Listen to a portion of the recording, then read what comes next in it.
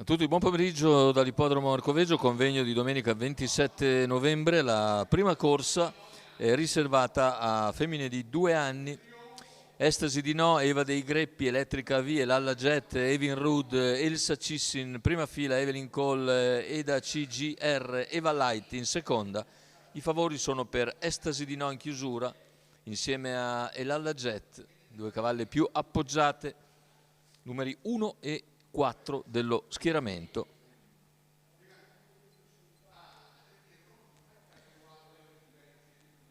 Macchina che accelera, la più veloce è proprio Lalla Jet che cerca di sfilare. C'è l'errore di Elettrica V che provava a contenerla e così Lalla Jet numero 3 nei Elettrica V di no, le due più attese squalificato. subito nelle prime due posizioni. Poi in terza dovrebbe essere Eva dei Greppi davanti a Evelyn Cole che ha un'incertezza, cerca di rimettersi e lo fa dopo i primi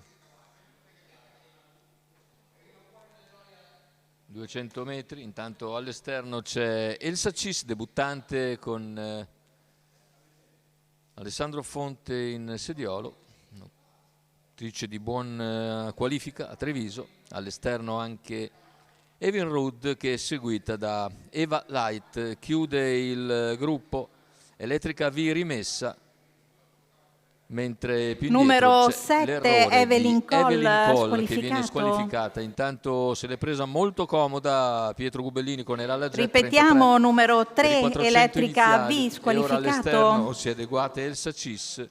Alla corda c'è sempre Estasi di No che è l'avversaria dichiarata di Lalla Jet.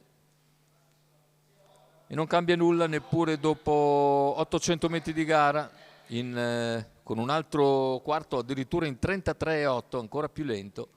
Si arriva così a 1 chilometro in 1,23 con in vantaggio Lalla Jet nei confronti di Elsa Cis all'esterno.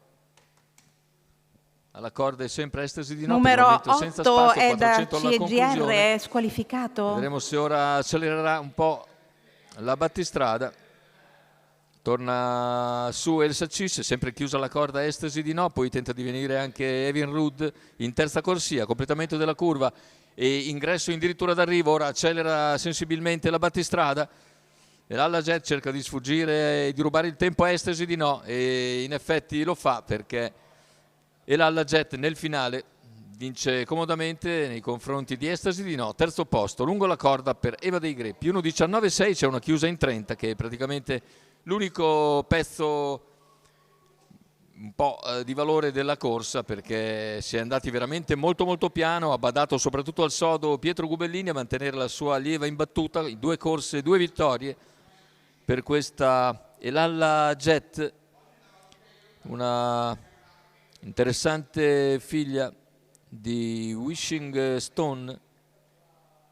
Pietro Gubellini in sediolo e al training per conto del Scuderia Allevamenti Tognatti.